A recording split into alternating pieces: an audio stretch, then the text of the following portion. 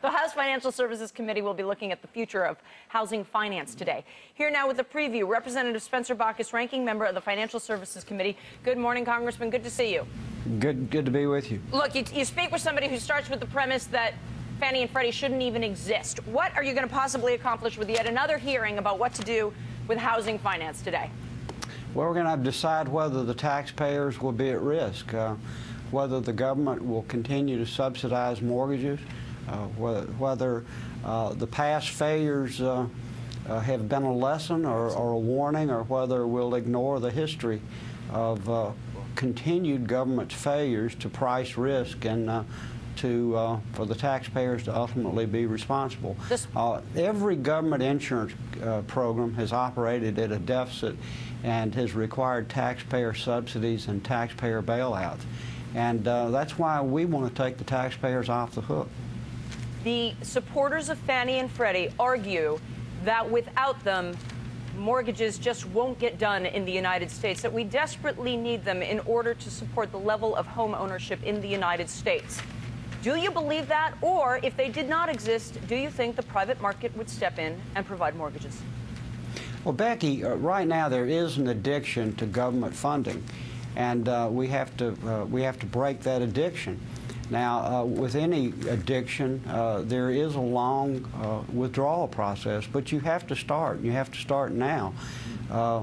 And you can't start with an explicit government guarantee. Now, the industry and the Democrats have really formed an alliance, and that alliance says that the government needs to continue to guarantee these mortgages.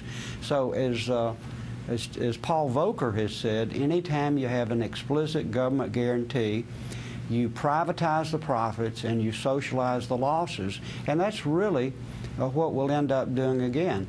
The lenders will make money on successful mortgages. On those that fail, the taxpayers will pick up the losses. And we Republicans say we're not going to do that. That's not what the American people want. They Governor don't want to Rendell pay has a for someone question for else's you. failure. What you said, Congressman, I think makes a lot of sense. But what's the answer? Do you get rid of Fannie Mae and Freddie Mac? I mean, I think that's the pivotal question. Well, Governor, I think it's whether there's going to be a government guarantee. We all know that it's going to be a transition process, but yes, Governor, we actually want the government to get out of the mortgage business. We want the private market to come back, and as long as the government is subsidizing these mortgages, the private market really is disadvantaged and will not come back. You know, the government has basically taken over the market, and as you know, government doesn't always do it better than the private market. In fact, I think one thing this country was built on is a free enterprise system and capitalism, and I think a lot of people have lost faith in that.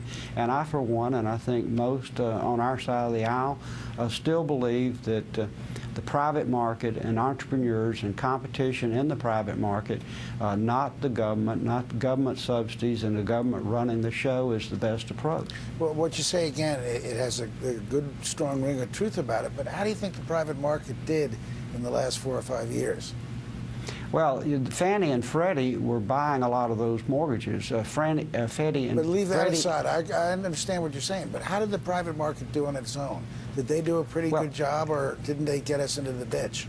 Well, some of them did very well, some of them didn't, but the government came in and bailed out AIG and companies that did not. Now, I think you bring up an interesting point, and I think we'd all agree, Republicans and Democrats and independents, that the subprime lending to people with questionable credit, no down payment, and high loan-to-values rates got us in trouble.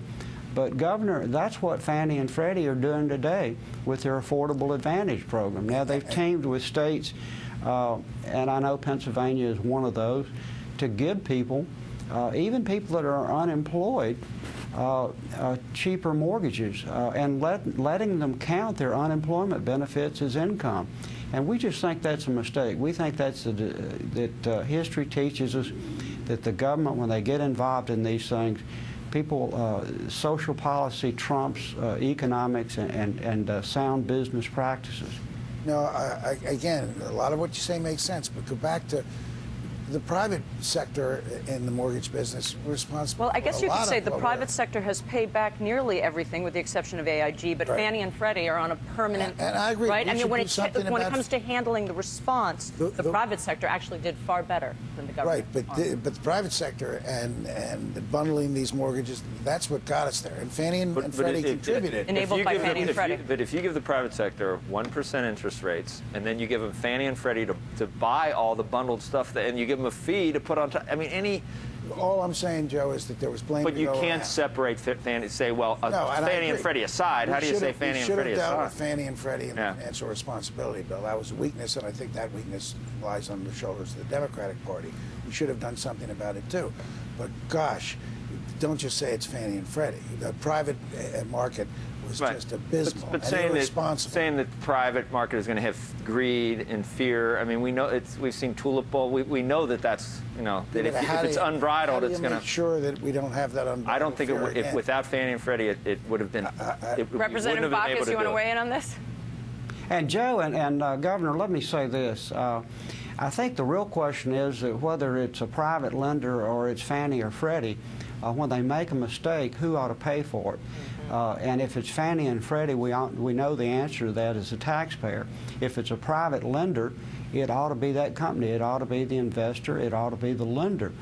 And instead, we're spreading that loss over taxpayers. And as the governor knows, Pennsylvanians are having a hard time just paying their own obligations without obligating them to pay for other people's failures. Now, yes, there were a lot of problems, and people bought homes, and sometimes they assumed that the prices would continue to go up. And we're not blaming those people. We're just simply saying that other taxpayers should not have to pay for that bad deal. Representative Bachus, good luck with your hearing. Thank you. Thank you.